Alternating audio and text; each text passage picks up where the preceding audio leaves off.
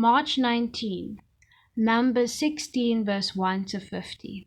Now Korah, son of Izhar, son of Kohath, son of Levi, with Dathan and Abiram, son of Eliab, and On, son of Peleth, son of Reuben, took 250 prominent Israelite men who were leaders of the community and representatives in the assembly.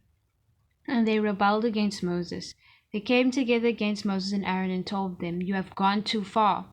Everyone in the entire community is holy, and the Lord is among them.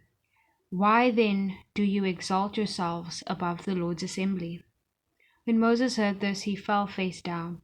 Then he faced to Korah and all his followers. "Tomorrow morning the Lord will reveal who belongs to him, who is set apart, and the one he will let come near him. He will let the one he chooses come near him. Korah, you and all your followers are to do this. Take fire pans, and tomorrow place fire in them and put incense on them before the Lord. Then the man the Lord chooses will be the one who is set apart. If it is you Levites who have gone too far." Moses also told Korah, "Now listen, Levites. Isn't it enough for you that the God of Israel has separated you from the Israelite community to bring you near to himself, to perform the work at the Lord's tabernacle, and to stand before the community to minister to them? He has brought you near, and all your fellow Levites who are with you, but you are seeking the priesthood as well. Therefore, it is you and all your followers who have conspired against the Lord. As for Aaron, who is he that you should complain about him?" Moses sent for Dathan and Abiram, the sons of Eliab, but they said, "We will not come. Is it not enough that you brought us up from a land flowing with milk and honey to kill us in the wilderness? Do you also have to appoint yourself as a ruler over us? Furthermore, you didn't bring us to a land flowing with milk and honey, or give us an inheritance of fields and vineyards. Will you gouge out the eyes of these men? We will not come." Then Moses became angry and said to the Lord, "Don't disrespect their offering. I have not taken one donkey from them or mistreated a single one of them." So Moses told Korah, You and all your followers are to appear before the Lord tomorrow. You, they, and Aaron. Each of you is to take his fire pan, place incense on it, and present his fire pan before the Lord. 250 fire pans. You and Aaron are each to represent your fire pan. Also, each man took his fire pan, placed fire in it, put incense on it, and stood at the entrance to the tent of meeting, along with Moses and Aaron. After Korah assembled the whole community against them at the entrance to the tent of meeting, the glory of the Lord appeared to the whole community. The Lord spoke to Moses and Aaron, "Separate yourselves from this community, so I may consume them instantly." But Moses and Aaron fell face down and said, God of the spirits of all flesh, when one man sins, will you vent your wrath on the whole community? The Lord replied to Moses, "Tell the community, get away from the dwelling of Korah, Dathan, and Abiram." Moses got up and went to Dathan and Abiram, and the leaders of Israel followed him. He warned the community, "Get away now from the tents of these wicked men. Don't touch anything that belongs to them, or you will be swept away because of all their sins." So they got away from the dwellings of Korah, Dathan, and Abiram. Meanwhile, Dathan and Abiram came out and stood at the entrance of their tents with their wives, children, and infants. Then Moses said, "This is how you will know that the Lord sent me to do all these things, and that it was not of my own will. If these men die naturally, as all people would, and suffer the fate of all, then the Lord has not sent me. But if the Lord brings about something unpredicted, and the ground opens its mouth and swallows them along with all that belongs to them, so that they will go down alive in Sheol, then you will know that these men have despised the Lord." Just as he finished speaking all these words, the ground beneath them split open, the earth opened its mouth and swallowed them and their households, all Korah's people and all their possessions. They went down alive into Sheol with all that belonged to them. The earth closed over them, and they vanished from the assembly. At their cries, all the people of Israel who were around them fled, because they thought, "The earth may swallow us whole." Fire also came out from the Lord and consumed the 250 men who were presenting the incense. Then the Lord spoke to Moses, "Tell Eleazar, son of Aaron the priest, to remove the fire pans from the burning debris, because they are holy, and scatter the fire far away. As for the fire pans of those who sinned at the cost of their own lives, make them into hammered sheets as plating for the altar, for they presented them before the Lord, and the fire pans are holy. They will be assigned to the Israelites." So Eleazar the priest took the bronze fire pans that those who were burned had presented, and they were hammered into plating for the altar, just as the Lord commanded him through Moses. It was to be a reminder for the Israelites that no unauthorized person outside the lineage of Aaron should approach to offer incense before the Lord and become like Korah and his followers. The next day, the entire Israelite community complained about Moses and Aaron, saying, "You have killed the Lord's people."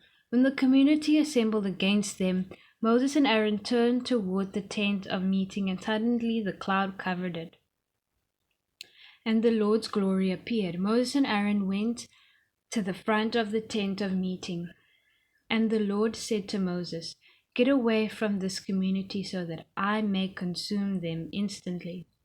But they fell down, face down. Then Moses told Aaron, "Take your fire pan, place fire from the altar in it, and add incense. Go quickly to the community and make atonement for them, because wrath has come from the Lord, the plague has begun." So Aaron took his fire pan, as Moses had ordered, ran into the middle of the assembly, and saw that the plague had begun among the people. After he added incense, he made atonement for the people. He stood between the dead and the living, and the plague was halted. But those who died from the plague numbered 14,700, in addition to those who died because of the Korah incident. Aaron then returned to Moses at the entrance to the tent of meeting, since the plague had been halted. Psalm 35, verse 17 to 21. Lord, how long will you look on? Rescue my life from their ravages, my very life from the young lions. I will praise you in the great congregation. I will exalt you among many people. Do not let my deceitful enemies rejoice over me. Do not let those who hate me without cause look at me maliciously, for they do not speak in friendly ways, but contrive deceitful schemes against those who live peacefully in the land. They open their mouths wide against me and say, "Aha, we saw it." Proverbs 8, verse 20 to 21. I walk in the way of righteousness, along the paths of justice, giving wealth as an inheritance to those who love me. and filling their treasures.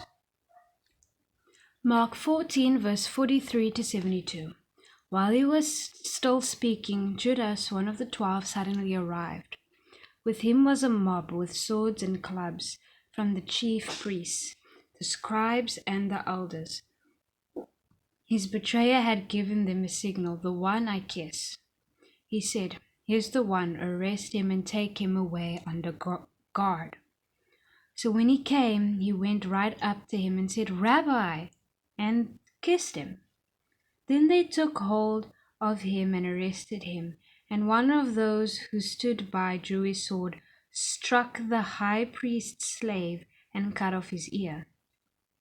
But Jesus said to them, "Have you come out with swords and clubs, as though I were a criminal to capture me? Every day I was among you, teaching in the temple complex, and you didn't arrest me. But the scriptures must be fulfilled." Then they all deserted him and ran away. Now a certain young man, having a linen cloth wrapped around his naked body, was following him. They caught hold of him, but he left the linen cloth behind and ran away naked. They led Jesus away to the high priest and all the chief priests. The elders and the scribes convened.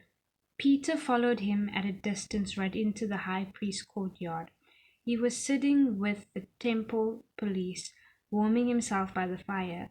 The chief priests and the whole Sanhedrin were looking for testimony against Jesus to put him to death.